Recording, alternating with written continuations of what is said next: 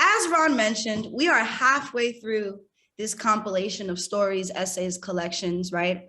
And naming that so far, Brené and Tarana have curated. Maybe there's authors and folks who you're familiar with, and maybe some people you've never heard of before.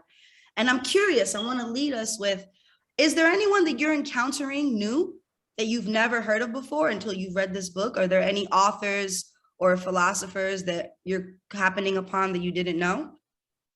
Like, did you never know who Laverne Cox was until you read this, right? Like, I'm wondering, or Kiese Laymon. Is there anyone that's new? I think Everyone we had to most of read them for to me. today. Ooh, everybody's, okay. Greg, talk to me, and then Willie, I'm gonna throw it straight to you. I was just gonna say everyone we had to read for today, I was not familiar with any of them. Okay. Sonia Renee Taylor, was that like the first time folks had heard that name? Okay, awesome. Willie, what were you saying? I was saying I think most of the authors in this book I'm not familiar with. Mm-hmm. What does that do? What does that do for y'all, for the two people that answered? Like, not knowing the person and anticipating. I always go to every time I start a chapter, I go to the contributors thing in the back and read about them so I can situate myself if I don't know anything, even if I do know something, but most of them I don't. And I didn't know anything about either of the editors either when I started. Right. Thank you, Paula, for that. Does anyone that names like, oh, actually, I don't need to know about them. I can just actually read the story. Nicole, would you mind? Yeah, thank you. I actually like when I don't know the person because it feels kind of adventurous in a way. Yeah. It's like, what are they going to tell me? You know, and then it makes me want to go find other things that they've written. Right. Because when you know someone for something, you kind of try, you can still be excited, but you anticipate it a little bit, right? And yeah, you kind of have an expectation of what they're going to write. Right. Yeah. Thank you, Nicole. That's real. So Paula and Nicole naming two different aspects, right? Like if I'm finding someone that I didn't know, I went to the back and read about them, and Nicole's more like, I'm gonna find out who they are right now as I read it. Is there? Yeah, I agree with Nicole. I think that there's a freshness in it. Tell me more, Willie, if you can. Like what is not really knowing their style of writing, you know, and just kind of I think these experiences are so intimate and personal. So it almost like lets you into their life, you know, through what they're seeing or experiencing rather. Mm-hmm. As opposed to like maybe like a fiction work or something like that. You know, these essays are very personal. Right. So it is kind of like meeting someone new, right? As opposed to reading a collection of essays, let's say from folks that you anticipate, again, that you kind of know. It's kind of like meeting new people. And I want to name that, Paula, I love what you just added that, you know, well, Paula agrees with Nicole and naming that contributors come from lots of different worlds of work, right? Which is what we see particularly in this last assigned reading we've had. The stories ranged. And I'd love to know if there's anyone that feels particularly moved about one essay that they want to name and mention right now. Like what, given the intensity of the last couple of essays that we've had, which ones moved you the most? Because you know I'm gonna answer, but I want to know. I wasn't so much moved as I was shocked by Tarana's daughter in her essay. Forgive me, I don't have the book in front of me, but let me grab the name off the top of my head. If someone grabs it first, you know what you get. That's all right. It doesn't seem it doesn't seem aligned with who Tarana is or who she would raise. I'm not talking about her. Not talking about her queer identity, but her career choices.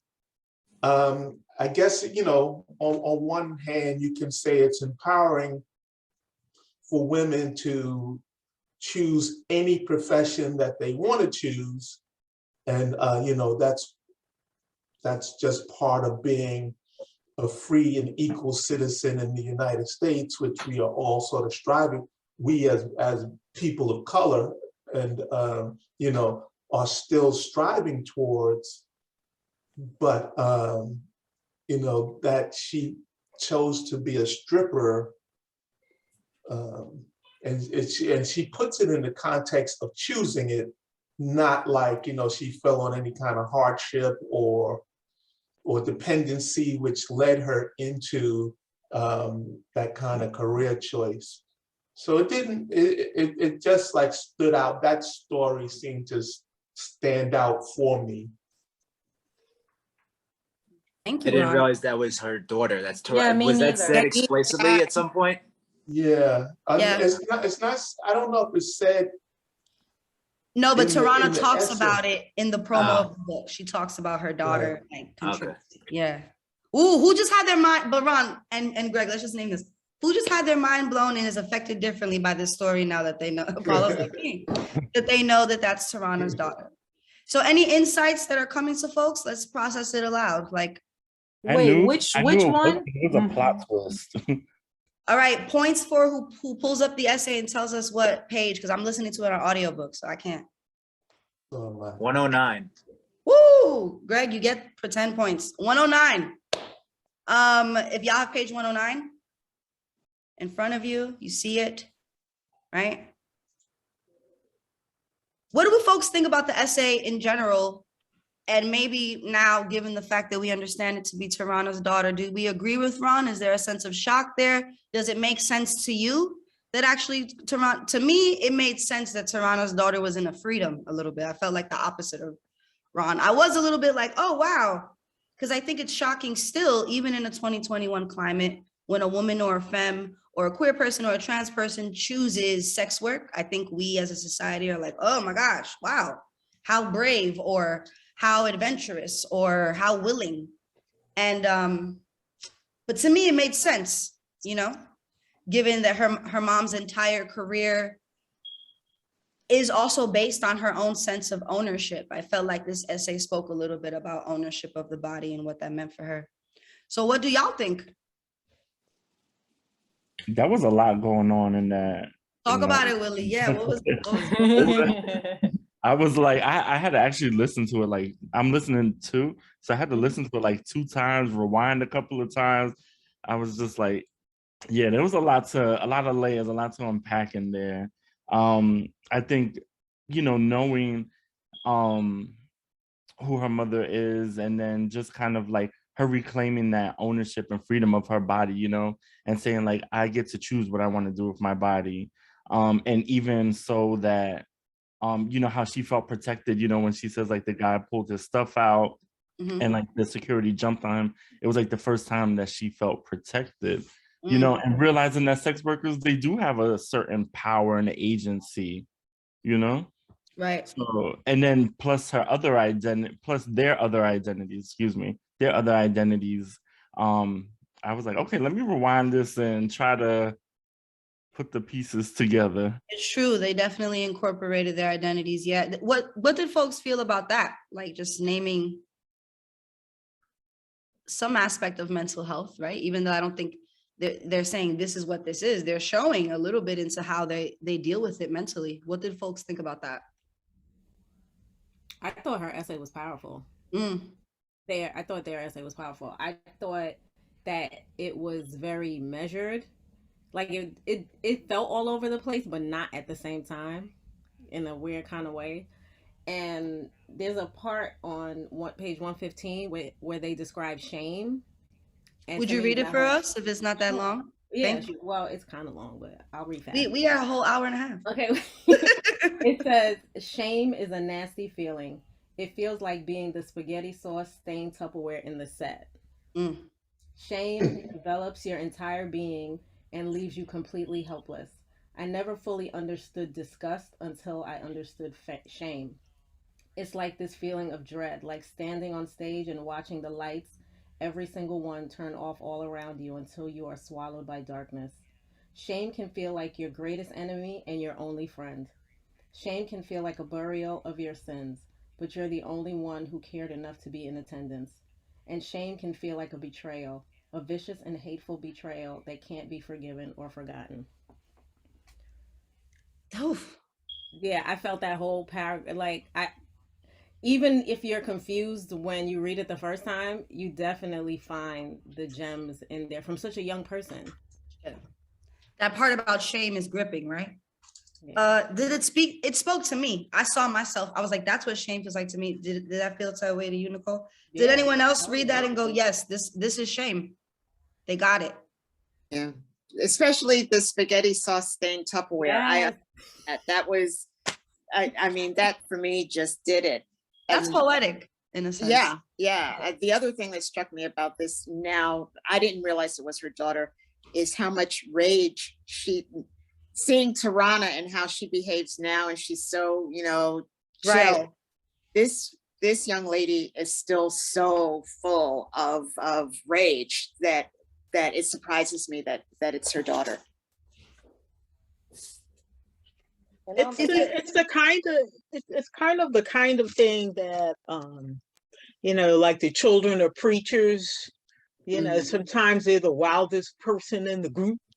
You know, it's kind of, there is an edge of rebelliousness in it, but there's also a darkness. And her rage is profound. It's in the very first line. But her choice is like a huge FU to everyone around her. She's not taking any prisoners, but there's an irony in it. It also says that as big and large and powerful as Tarana is, she could not always protect her daughter. Right. You know? Right. And we don't know, you know, she became a public face, not, you know, to save her own project, but she wasn't always that person. So we don't know who she was in the younger years of this woman's life. Jacqueline, you make an amazing point. I just want us to take a minute and do this. Give claps to Jacqueline, please. You know, I like praise in book club. Let's not act brand new, everyone. Thank you. Continue, Jacqueline, because that really strikes me, please. Yeah, no, I've seen this type of person before. And generally they're wilding about because something profound in them has been violated. I remember a friend of mine, and then I'm gonna shut my mouth. She was dating a man whose son, I mean, these were upper middle class white people living an upper middle class life. And for some reason, the son chose to run away from home and become homeless. And he does this for about 10 years. They do 10 years of intervention on him. And I said, that's a kind of rage. Something broke, something, you know, and it may, you know, her violation may have been an outward expression of something that was already there. You know, I really appreciate you sharing that truth around your community and the people and your friends, Jacqueline, because that's real shit. I don't even have a better term for that. Like, that's real shit. Yeah, sorry. You know, I've seen folks who come from very, you know, stable homes who are doing very weird, wild stuff, and it's usually a huge FU to the parents. But anyhow, right, we could definitely look at a choice, right? Becoming a choice, choosing sex work in a certain regard if you don't have to, right? We could definitely interpret that choice from time to time as maybe trying to one up your family or one up the system or be rebellious in a way. But I want to name that Tarana's public life and what we know her for is actually because she had to go through a lot of heavy, tense, crazy shit, right? Like Tarana Burke is almost she's in the line and in the work of like healing work, right? And like sex accountability work and like just naming, multiple sexual abuses, just naming all of the forms of crisis that she is seen as a Black woman, right? That is why she has a platform today in a 2021 climate. Like she's able to say, so we have to assume that the rage, you know, or this thing that we're feeling inside of her child at this time or what her child is sharing, it is just a product of that difficulty, right? Like Tarana's in her public life but we have to assume that that is not easy, right? And that whatever sort of story she's gone through in order to have this level of fame, it must have deeply affected her community, the people around her, but most importantly, her children, you know? So I want to name, you know, Barbara, I saw that you wrote, could that have been influenced? I'm not answering in that direct way that you're saying it, but I do think that's an influence, naming that if you have to see your parent go through something, then you don't necessarily say, oh, I'm going to do better, but you do say, I'm going to navigate similar choices differently. You know, I'm going to come from a different platform. Do y'all see what I'm trying to say with that? Does that make sense? Like, I just want to say, Yes. I agree with that part. This actually brought me to the Gen Right article beforehand. I don't know if I'm echoing. Can you guys hear?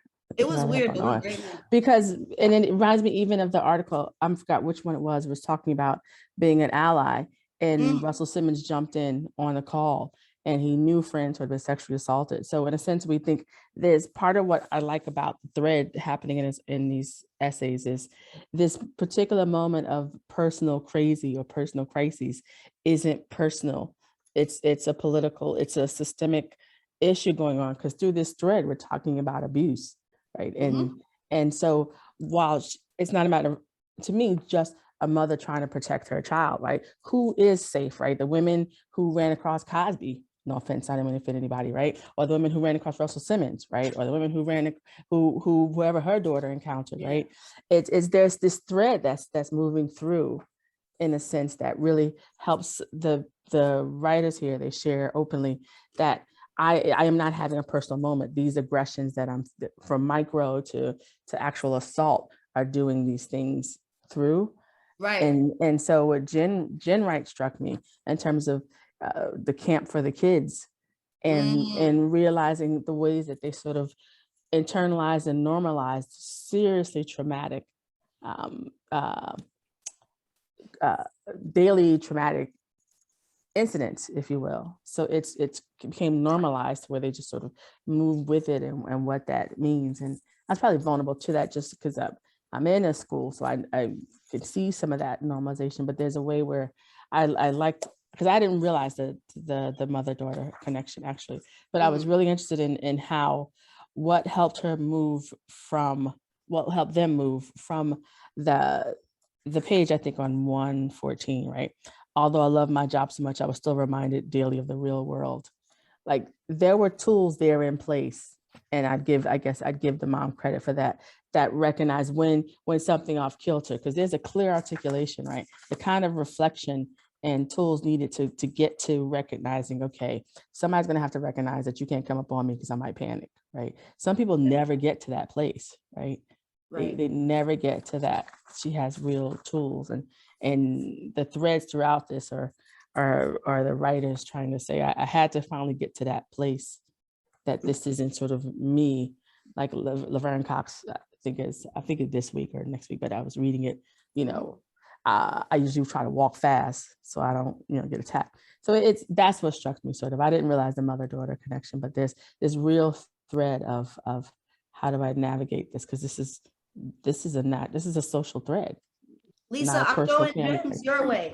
I need people to throw gems that way, because Lisa literally connected the thread. I had said, not last session, I won't gas it, but the session before, I said, it would be so interesting to see what sort of threads are connected. Does anyone remember this?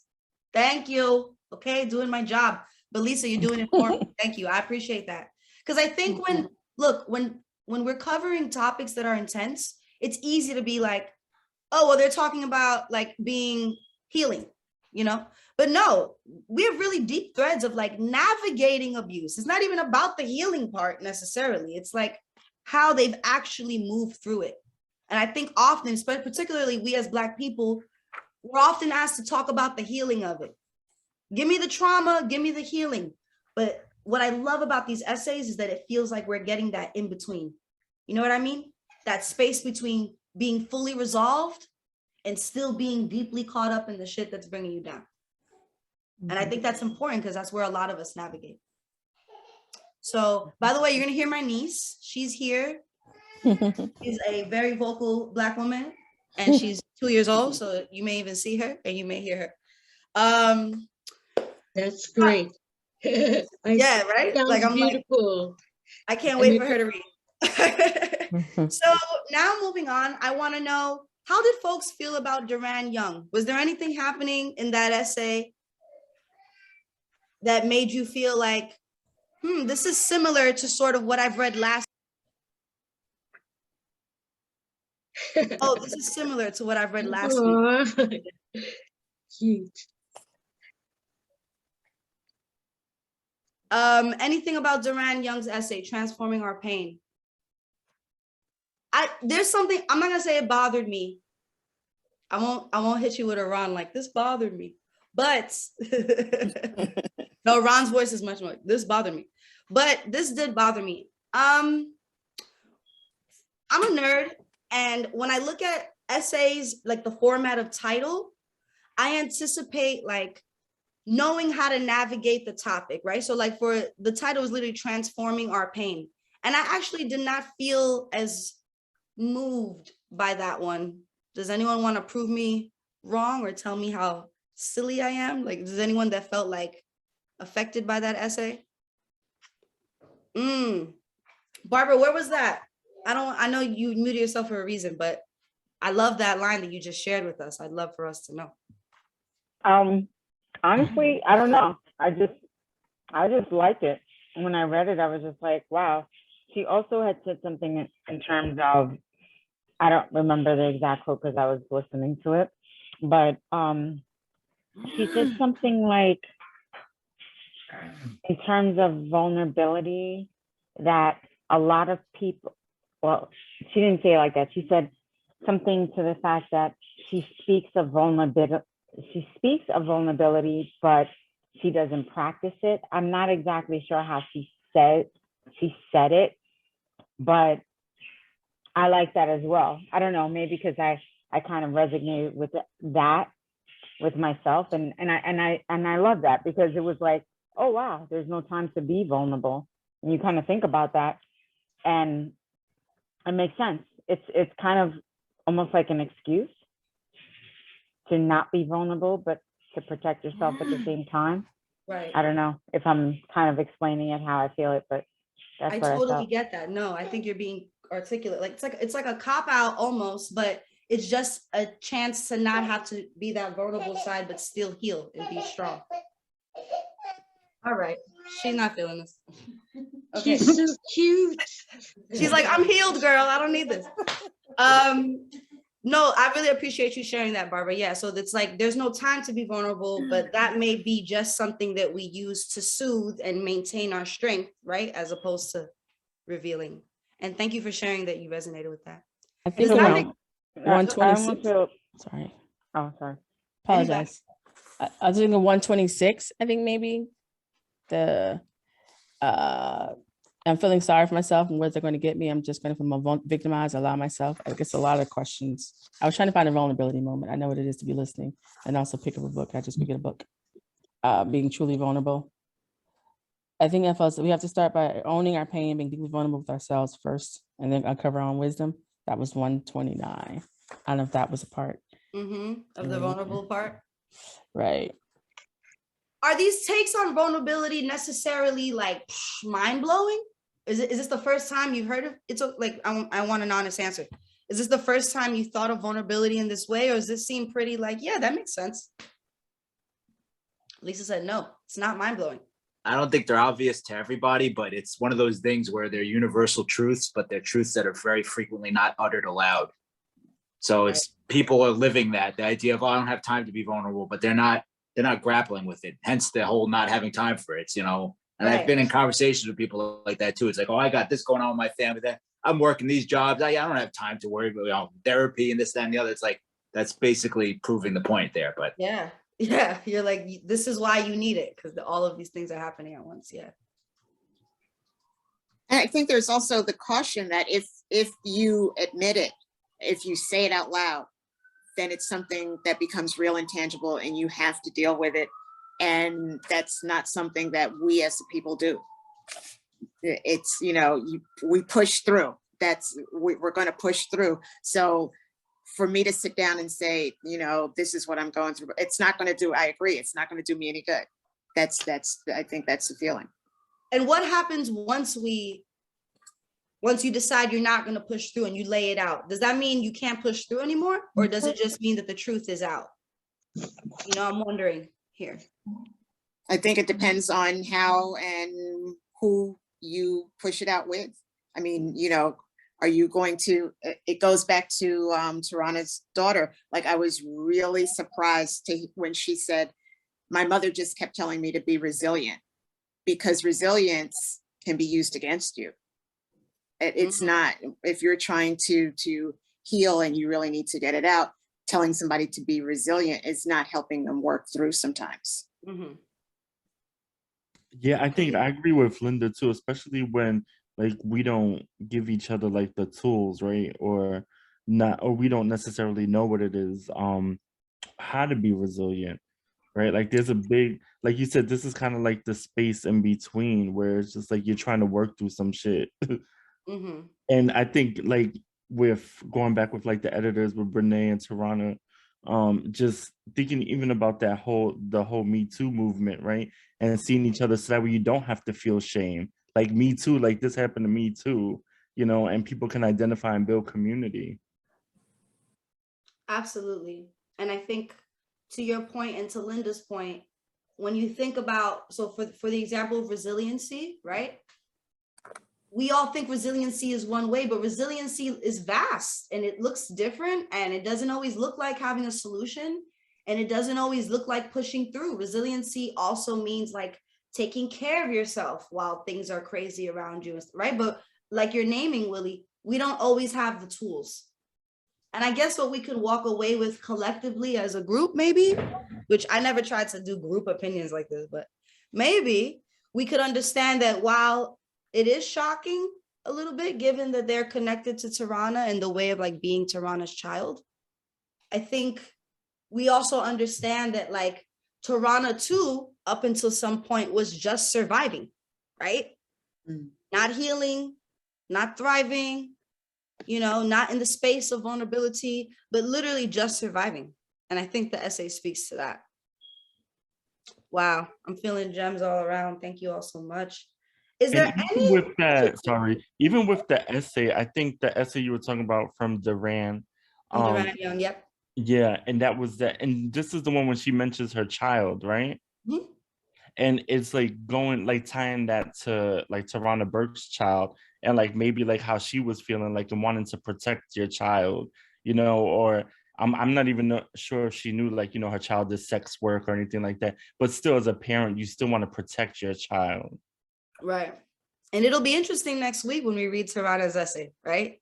And see if there are any mentions of that or how she navigates her children. So I'm really excited to see that. Yeah, Yep. I actually read it, but I'm not going to say anything because I don't want to blow it for people, but spoiler. That's right. So I'm going to be quiet. I'm going to keep moving. In all respect. No, but what were you going to say?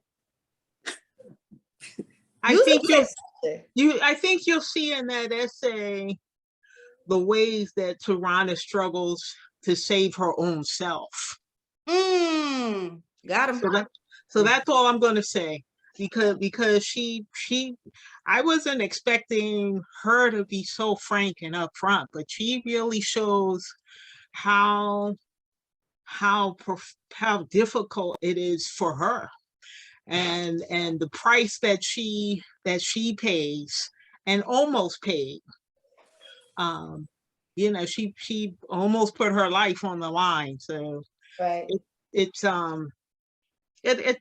It'll be interesting to connect the two essays. Tarana's a Bronxite. This is Bronx, BX. We're everywhere. Okay, every time you open an eye, there we are. But I want to name that. I really appreciate you giving us that highlight, Jacqueline, because I think it actually makes me excited. I was excited to get to Laverne Cox's hurt people, because A, that's just a great saying, and B, I'm obsessed. In my opinion, Laverne Cox is America's sweetheart. She's our generation's Meg Ryan, you know, she's just really great and sweet. But yeah, Tarana is deeply, deeply, deeply impactful and honest. not only in her essays, but also in her interviews. You know, she's very much like, I am nowhere perfect. So I appreciate you naming that, Jacqueline, because I know it's going to be there. Yeah. So can I make Please. it's a lot of topic, but I'm thinking No. about how we keep getting drawn back to Nadira's essay, and how you began this one by saying that you weren't entirely sure that this one worked for you. And I actually liked this essay because it was kind of like it wasn't personal. It was professional. She's a social worker therapist, right? Yep. And so she, I thought that I didn't object. In fact, I thought, and I was just looking at I just got the actual hard copy in the mail today.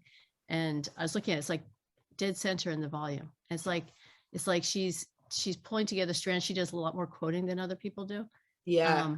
And it seemed like she was just sort of saying, you know, I'm just stepping in, a therapist, sort of like, she's like the facilitator. Yeah. And to a certain extent, that really works after the essay by Nadira. And there was a moment in that essay, I know we've already gone to it, but I just want to go back to it because on page 117, she really tests her mom as a mom and a professional.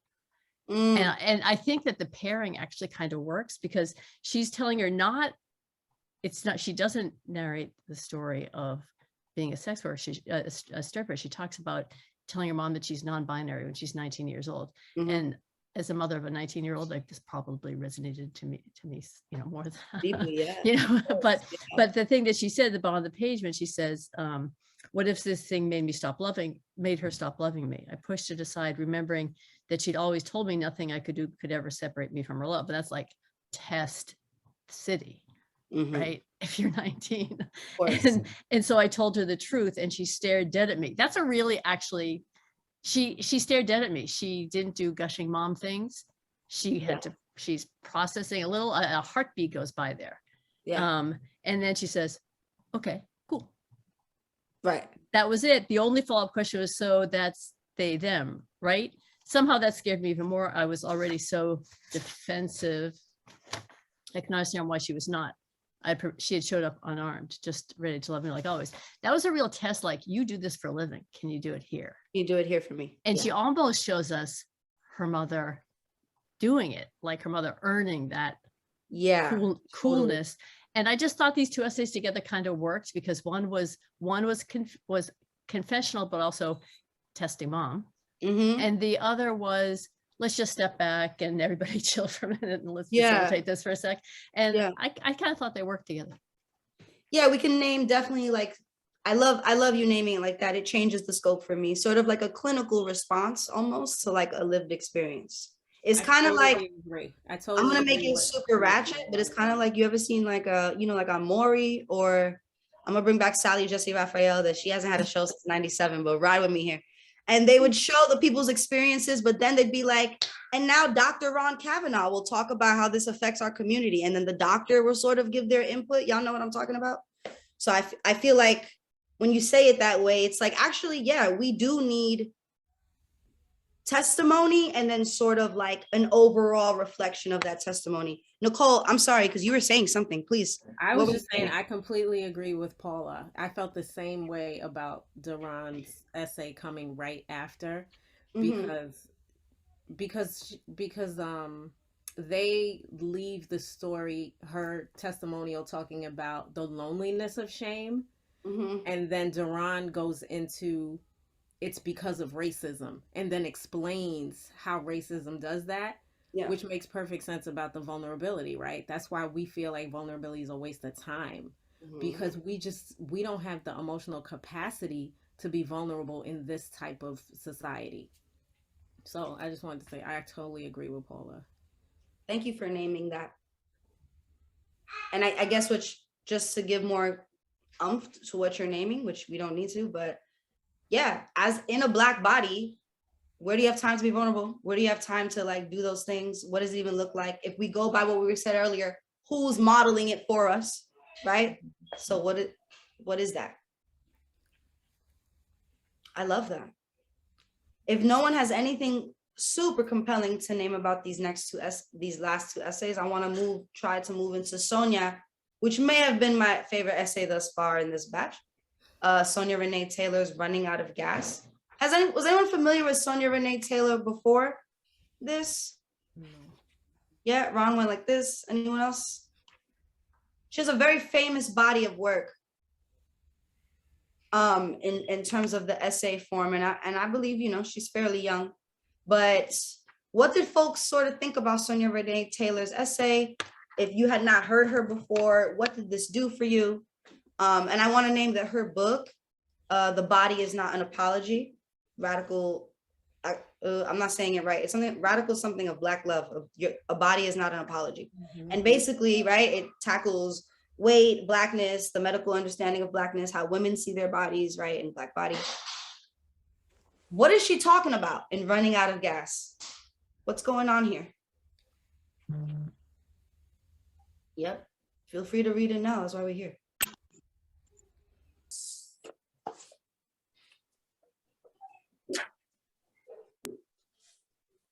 Running out of gas. What could that be a metaphor? I guess I'll give us a more centered question. What can that be a metaphor for when she's saying running out of gas? What is she saying? She couldn't run anymore. She couldn't outrun her grief. Couldn't outrun the grief, right? Not enough capacity. She's had enough, but her grief is cumulative. It's not just the death of the mother at the time. Right. It was the continuous death of the mother throughout her life. And she's kind of at capacity there, right? Yeah. What is that? She hit that wall. She finally hit that wall. What were some of your interpretations of that, EJ, when, you know, reading that and going through that? You're hearing my grandchildren yelling. Everybody Children's night.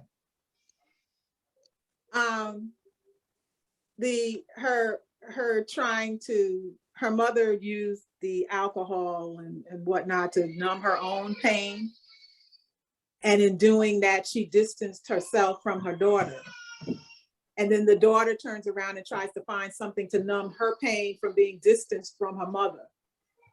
And by the time the mother actually dies, it's like this, now what am I supposed to do? Where am I supposed to put this grief that I've accumulated over all of these years of living with my mother?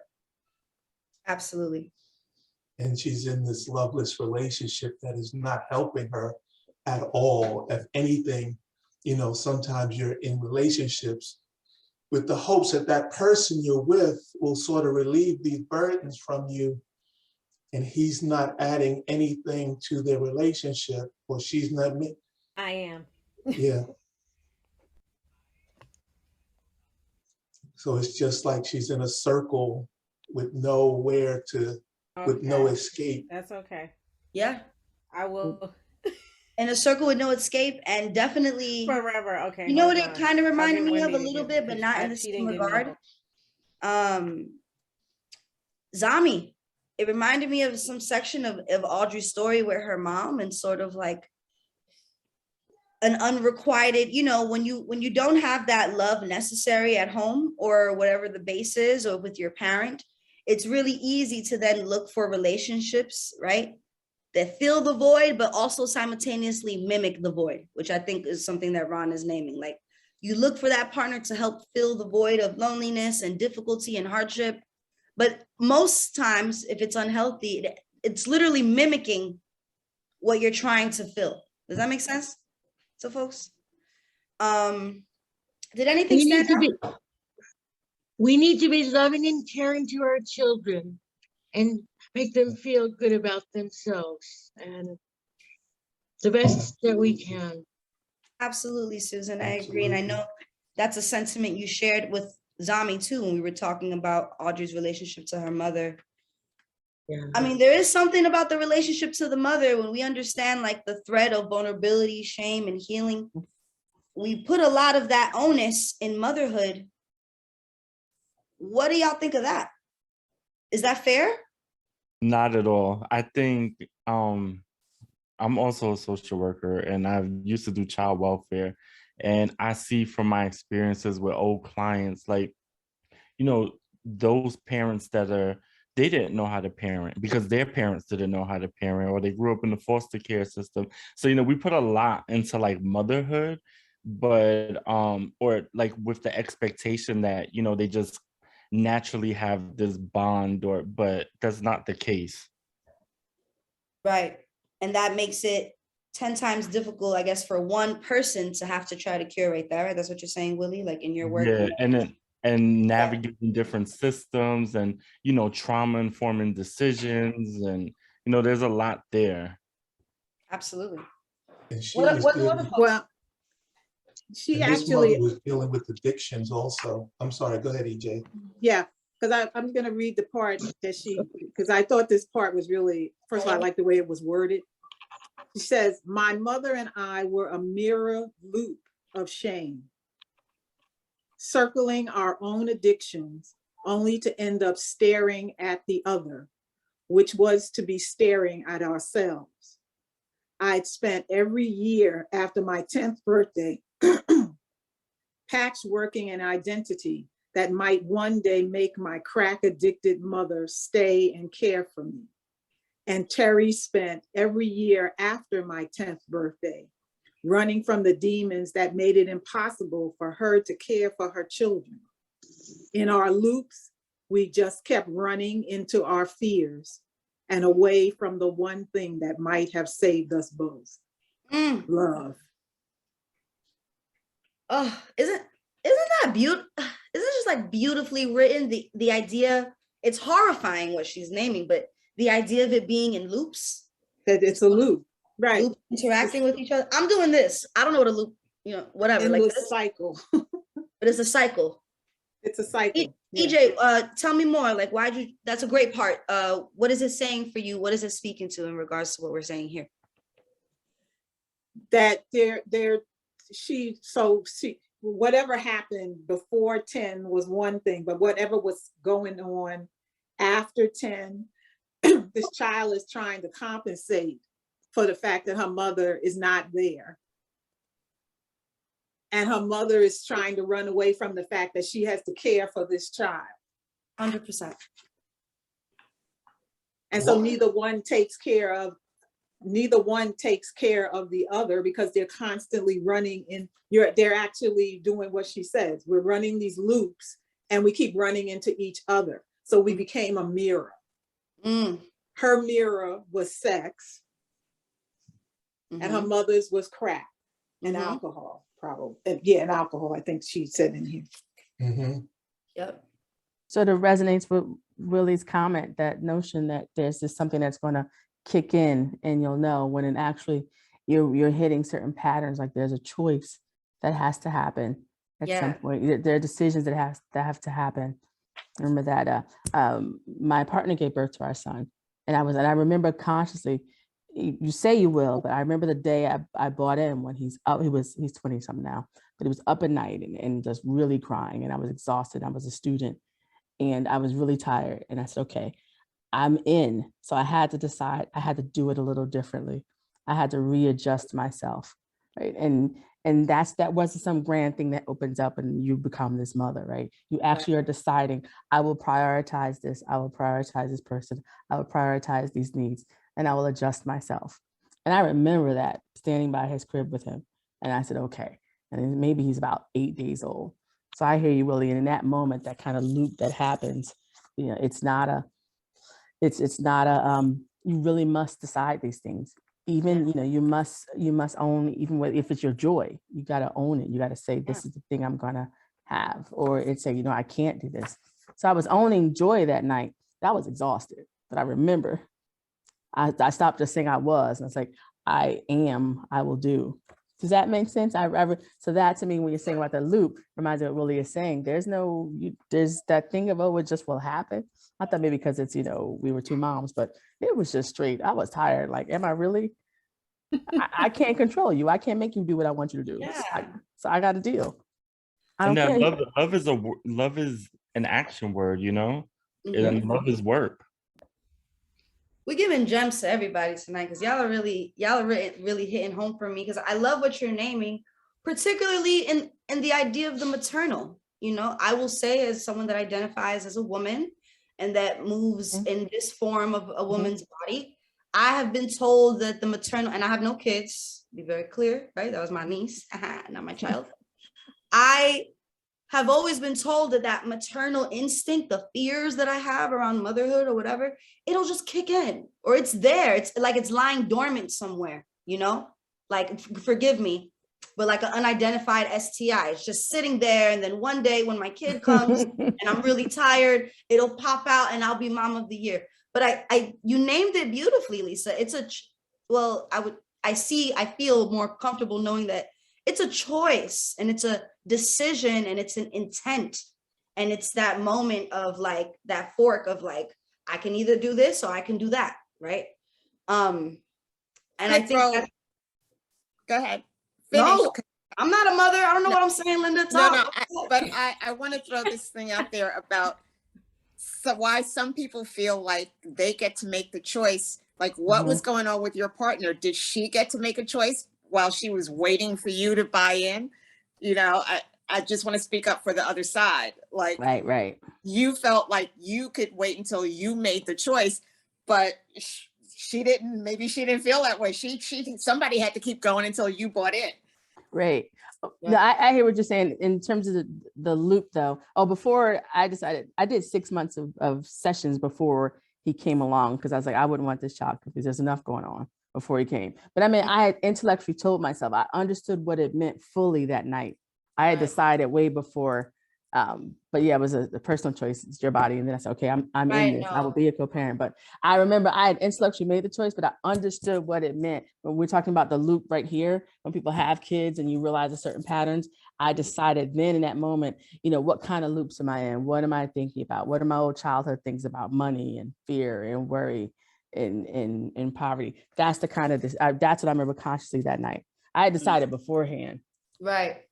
Thank you for speaking to that. Yeah, but you're absolutely right. And that's why I was consciously trying to think that, because you don't want to walk away. I know what that is, being raised by a single parent. You don't want that thing.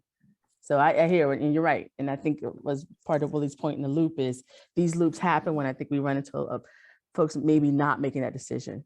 Beyond the decision to bring the child to life, the decision to parent the child, the decision to be with the child. And that was my reference of instinct, not necessarily like being that mom, but parenting in that, you know, and being like, oh, what is I accept the question. I will definitely ask after this Zoom. I like that she used the mirror. I like that she used mirror and loop together to describe the dynamic between her and her mother, because what does that do for you, Nicole? Yeah. Because to me, it's we see ourselves in our parents or whoever it is that's raising us, right? From the time that we're babies, whoever that is. And they see themselves in us to some degree. And that can be dangerous depending on the adult in the relationship. And I think that's why you see, at least the way she explains it, it's like it's a generational thing where the mother's addicted, she becomes addicted. And you see that there's a cycle there, which is also, a metaphor for the mirror. It's like we're the same person, but we have this like love-hate thing going on. She loves her mother, but hates her at the same time. Like, that's what I got out of the way she described the essay, because she grieves the loss of her, just like, who said it?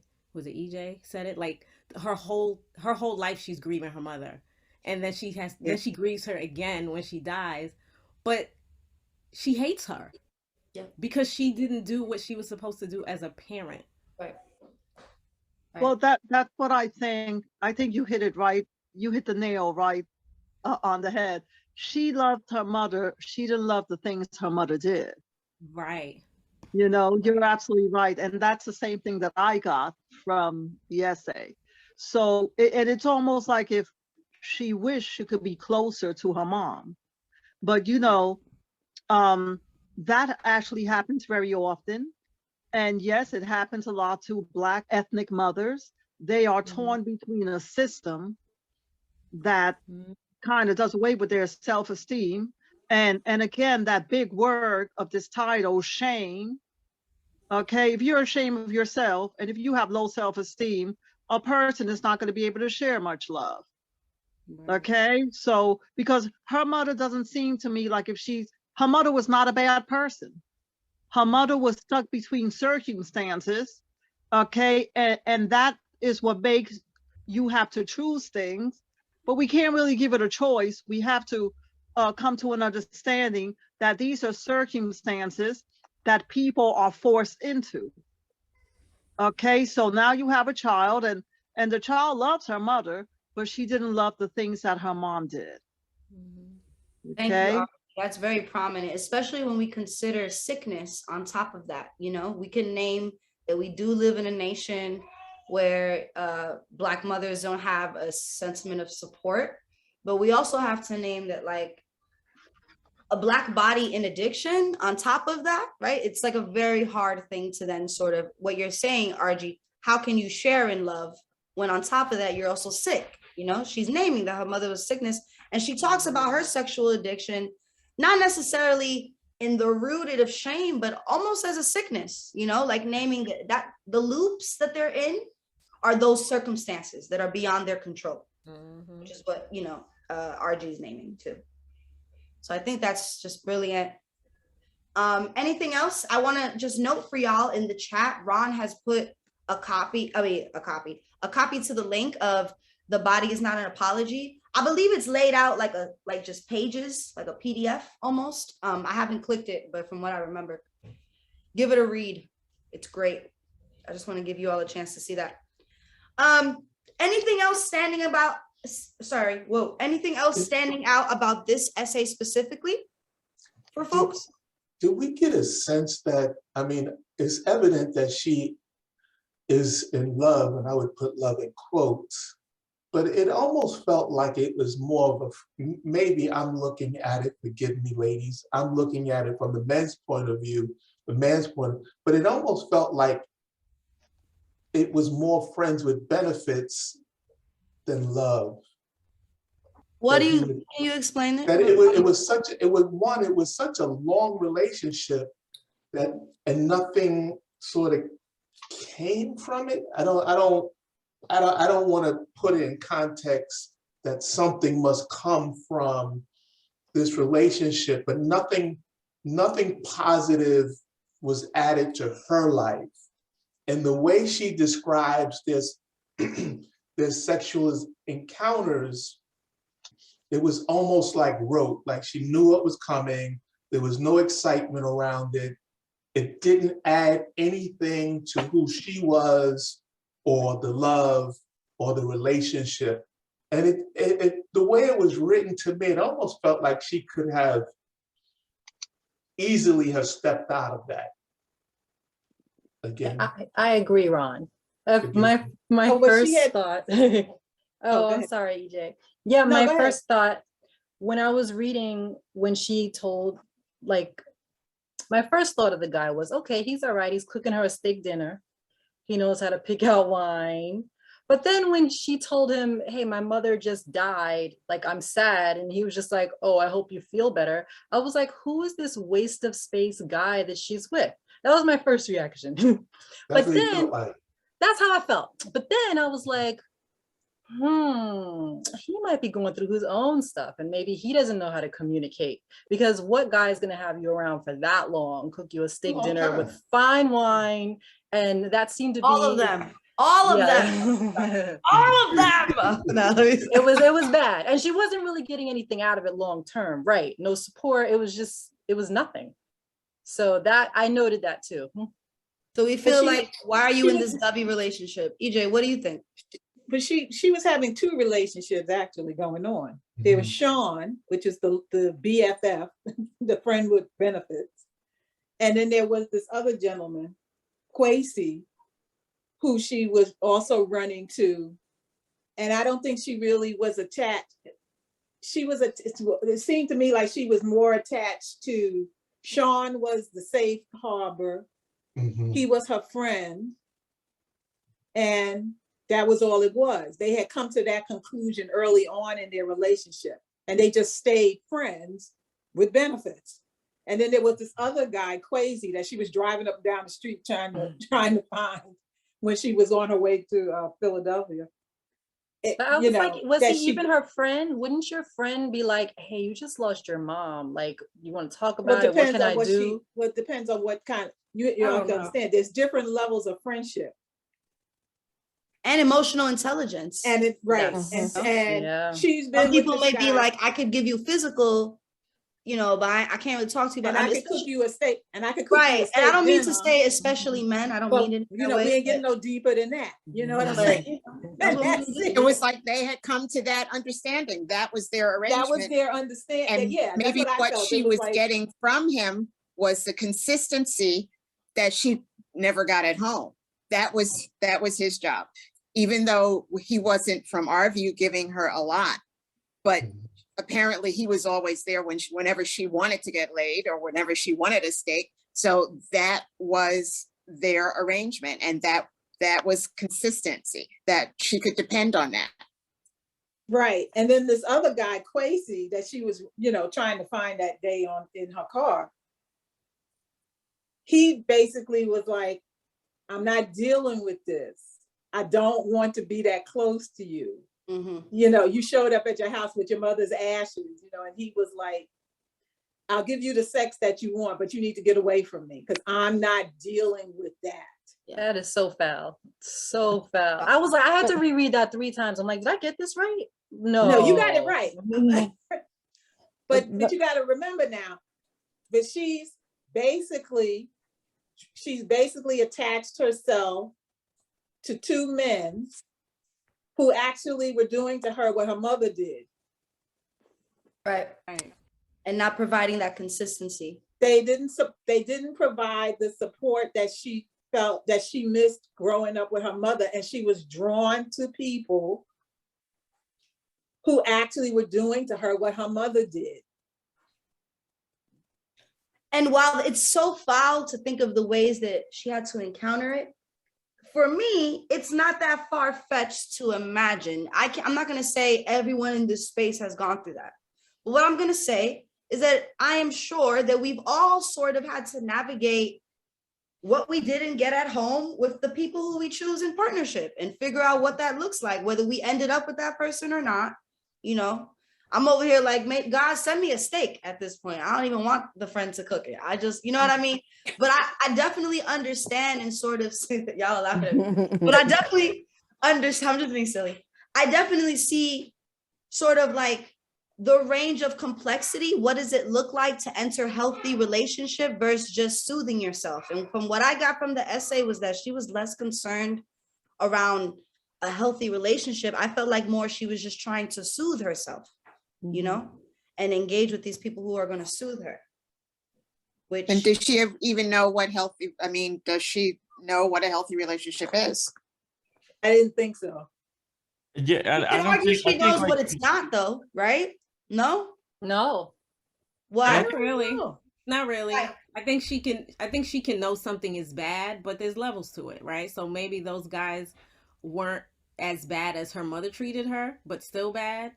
Right? Because you got to learn intimacy, and those are the things you have to learn somehow. So to me, I agree. It was an extension of the relationship she learned from her mother manifesting itself in these relationships with men. And I think there was a part of her that may have been afraid to even get close to them because of the way things turned out with her mom. Totally. You know, like she might love them and then they'll just do the same thing. She loved her mother. She could associate love with toxicity. We don't know. We could just assume from what she wrote. And I think it was more like a shallow companionship, right? Like they were satisfying each other's needs. But at the end of the day, too, we don't know what kind of partner she is either. Right. Mm-hmm. We talk about the guys, but we don't know how she acts. I gave him the benefit of the doubt, Willie. I gave him the benefit of the doubt. That's so interesting, Willie, that you make such a good point that I want us to kind of keep that in mind for, I want us to keep that in mind for as we continue throughout the process, right? Or throughout the series, understanding that just because the writer or the essay person is naming this particular form of healing, it don't mean that they're never going to do that again. or from this moment on, their life is completely different and they don't move that way anymore, right? Like people still may be, from time to time, we regress sort of in the things that we don't want to be, because we are active learning that. It's not we've learned it and now it's a new day. Every day is a new opportunity to learn that sense deeper and deeper. Does that make sense? So I really do appreciate that, Willie. And I want us to kind of take that mind frame into the rest of the essays we read, because it's totally plausible that we're kind of putting all of these amazing Black writers sort of on a pedestal because we're like, oh, well, they're naming the trauma, they're naming the healing, they're naming the vulnerability, but we don't know. They could be doing that shit right again at home with their next partner, you know, and just be deeply aware of it and a really good writer. So that's a really interesting way to look at it, you know, like we can share our stories and share what we've learned, but it doesn't mean we're still not in those learnings, you know, especially when you think about vulnerability and shame. I want to assume that they still feel it. And that's why they're able to write about it so well. And maybe that makes my Black body feel like, oh shit, I have a chance, you know, like I have a chance at figuring that out. I wish y'all were like my real teachers instead of the people that I have to deal with. Like, this is wild. Because y'all teach me a lot. Any other things about this essay in particular? I have some stuff I want to share, but I want to get to the last essay too. Because we have 15 minutes left before we get into the last essay, because it's good, I want to name and remind folks, thank you for reading the pages for this week. If you have an actual physical book, I'm assuming that from page 154 to the end, we're going to knock out the essays Unlearning Shame and Remembering Love by Yolo Akili Robinson, Hurt People by Paula's favorite actor, Laverne Cox. She's amazing. Black Surrender Within the Ivory Tower by Jessica J. Williams. You know that one's about academia, right? The Ivory Tower. You know that we're going to come at the schools, okay? My favorite thing to do. Steps to Being Whole on Your Terms by Goldi Bethia.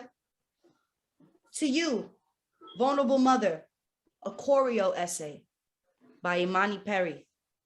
I'm so excited for that one. And lastly, Where the Truth Rests by Tarana Burke.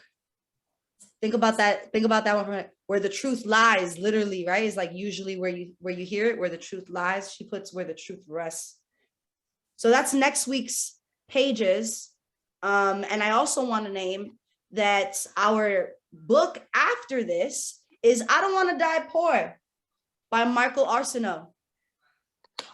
And the little bio Ron has put there, Michael Arsenault has never shied away from discussing his struggles with debt.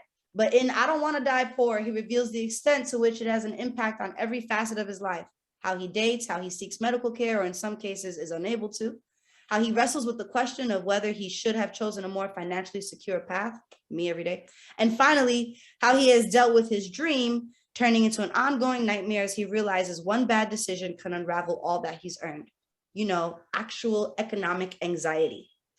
Really excited to discuss and read that, especially because I think finances are like slightly taboo in Black and brown community. We can assume what folks make, but we're not the ones that are like, oh, what, how much you make? You know, we speculate behind closed doors, how people survive. We just assume that your aunt is surviving, your neighbor's surviving. I'm assuming y'all all did what you had to do to pull up today to survive. But it's really important that we tackle stuff like finances. And I'm really happy that Ron chose this book, because I just think that it's something that as a community, you know, we can bring your own financial anxieties and worries to and sort of understand what's happening. So I'm really hyped for that. Click the link to register. You know what it is. I also want to just really quickly, Shanice, you had written earlier to RG. I don't know if you caught it. Shanice wrote, Argelia, what you shared about Black ethnic mothers being torn by a system that destroys their self-esteem really hit me. I've learned to heal and forgive my mother as an adult. So just thank you for sharing that truth, Shanice, and naming that like. Yeah, Shanice, thank you so much for sharing that. And I totally agree with you. And like I responded, we have to forgive in order to heal. And I think it is a similar experience. I had to forgive my parents also, because believe it or not, I don't think it was intentional what they did, you know, and it's one of life's adventures all by itself. But yeah, I, as a matter of fact, I had to learn how to forgive a whole bunch of people in order to heal. Healing starts from that level. And by forgiving them, I was also able to relieve myself. Okay, because there's also a guilt feeling. One of the essays said that in the book, and you start to wonder, what did I do so wrong? You know, like when one of the authors explains how she was assaulted sexually and so forth. So we have to, in order to heal, relieve that from us and forgive and let that go. So thank you so much for sharing that, Shanice. Totally. Okay. I love when you guys are able to, when you folks are able to like share and be in each other's experiences. With the 10 minutes or so, 11 minutes, if you're exact, if you're a math whiz, let's talk a little bit about Antonia Diane Reese. That's her name, right? What's the name of it? My Journey, Vulnerability, Rage, and Being Black in the Art World. What? Yes, did folks enjoy this one? It's a little different, right? She's talking a little bit more about her industry. What stood out to us? What was enjoyable about this for folks? Please, I'd love to hear. No wrong answers. I don't think it's any different than any other art form that we deal in, or working in any corporate office these days, you know. No, if anything, it's probably most the feelings that the things that were happening to this woman, and you know, it crosses across all kinds of the industries. Just put it that way. right. But often people see the art world as this, like, I love that you say that, EJ, like as a complete opposite or the antithesis of like a corporation, but really it is a business. And the art world is like a super lucrative, predominantly white art. It's the colonization. Art itself, like museums and all of that is colonization, right? Like all of that is rooted in that. So when you think about that industry and being an individual artist and, you know, hoping one day to have your stuff at the MoMA or have your stuff at the Met, it is really, really hard to infiltrate that, right? If that's not what you come from. And I can imagine that being Black and trying to be in that world, yeah, it's exactly what happens in many other industries. It's not more welcoming because it's the art world, right? If anything, it's more poignant. You know, I got a feeling ostracization, like this person felt othered often in this world. What do y'all think? How did y'all feel? What stuck out to me was when she's talking about this one picture that's at the center of 147 and how the white people at these institutions assumed it was staged because they couldn't imagine, you know, Black joy without it being a staged photograph. And it made me think like, wow, that is so true. Because I think of just the number of exhibitions I've seen over the years and just how many by Black artists revolve around trauma. It's just like, it's not even like, which, you know, is very much valid and everything like that. Like, you know, I'll go to bat all the time for it, but it's like, it really makes you think like, what does it take for white institutions, which in the art world, that is basically all institutions, if we're being honest, yes, to actually platform Black artists. And it is if they are spilling their guts through their trauma, through whatever it is, painting, sculpture, whatever it might be. Right. So I think that was interesting. Right. Or like, I love that, Greg, like naming Black artists should be able to profit off of their randomness the way other people do, as opposed to pain, right? As opposed to naming, oh, this is what it would look like, you know, here's an ancestry, here's like a trace of my ancestry, my enslaved ancestry. White people, Black artists and Black folks should be allowed to do soup cans. That's what I call that. Like, not to dismiss Andy Warhol, but to name that there was like a jovial randomness and how he was able to partner and do things. And Black body, literally Basquiat could not do that, right? Like that's a great example of that, being his protege. Basquiat could not do that. So this is also not real, what I'm about to say, but what I'm about to say is not real, not what I said. Okay. Is that if you watched Candyman, the newest one, the newest late version of Candyman, directed by Nia Da Costa, she creates she kind of redoes the story of Candyman. And if you're familiar with him, you know, whatever, you know, in Chicago, but she sort of puts it in an art lens. Literally to emphasize this horror story, she puts him in the art world. And she puts him in the lens where through gentrification, through the white gaze of wanting to see Black trauma, that's how Candyman actually comes back out to life. So it just reminds me that this notion of being Black in a predominantly white world, right, if it's in an industry, if it's something you work in, it's a scary notion, and it's something that even if you're clear as an artist, you're still sort of being othered and you're being asked and sort of being sucked and pulled into something else. And I think Irene names that, she names sort of feeling not grounded as an artist, there's a line, I don't have the book in front of me. She has a part about not knowing if this is what she wanted to do anymore. Do y'all remember what I'm saying? Where she's like, and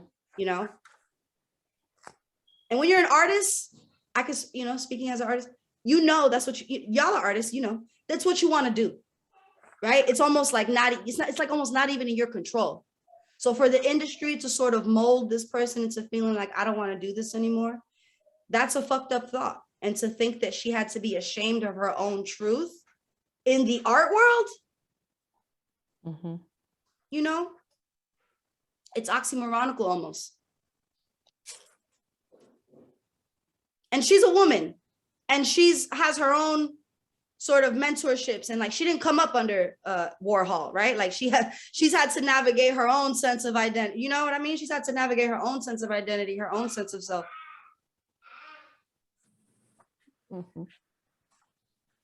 Let me pose this question. Given the essay that we've read, I guess the question that I have for us as a group is, do we think the Black artists, and I mean visual artists, but I mean actor, I mean singer, I mean, however you want to name it, does the Black artist get to exist in their own truth, or do we have to constantly be catering to a lens? Whether that lens is, I am Black and here's how much I've suffered, or that lens is, I am Black and my people are in joy. Do you think Black artists are allowed to be in their truth, or do you think for the most part they have to cater it? I think it depends. You often have to cater it. Just because of the consumption and looking at things under the white gaze, and so I think that plays a big deal into some of the art that they do and what they grapple with staying true to themselves and authentic to themselves, but then also wanting to sell too, right? Because that's how you make money. Yeah. But I also think that what we would deem successful in art is so measured that many artists don't have to cater to the white gaze, because there's no opportunity for them to enter that universe. They are Black artists creating, and when you make that commitment, your opportunities will be limited, depending on your art form. Definitely depending on your art form. Well, I agree with you, Ron, but I think on that note, it depends who your audience is. Okay, when it comes to that question, I think personally, I would like to see Black artists get more endorsements.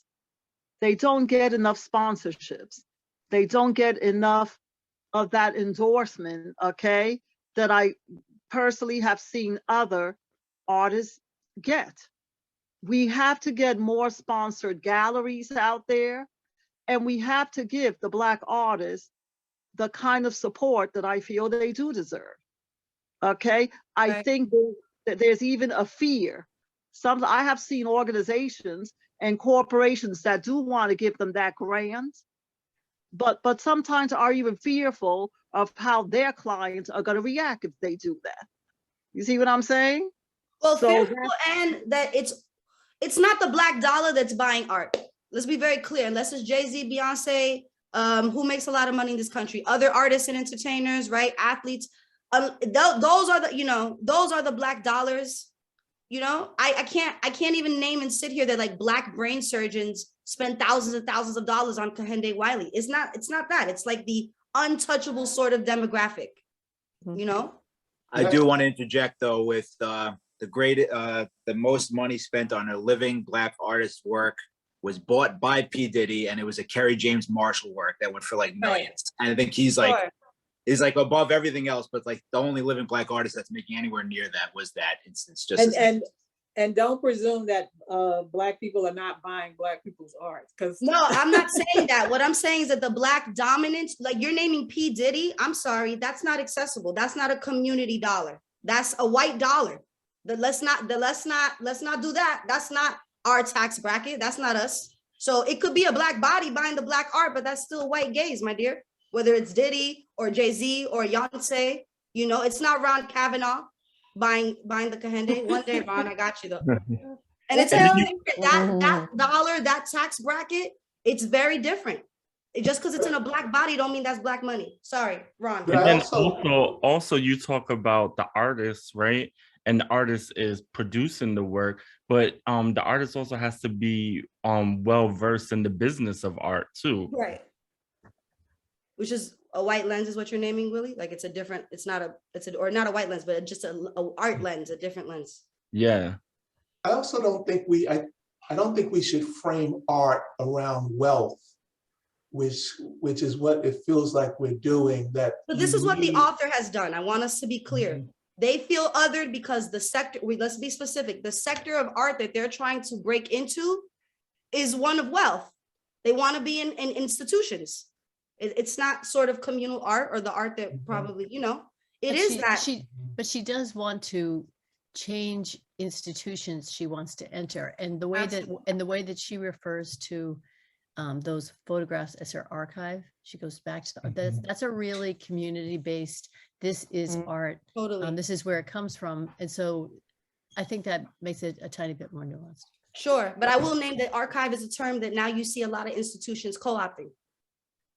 So it's, you know, it's a two-way thing. It's like we as Black bodies bring these sort of grassroots notions of art, and then the industry itself is curated in a certain way to sort of dismantle that grassroots accessibility.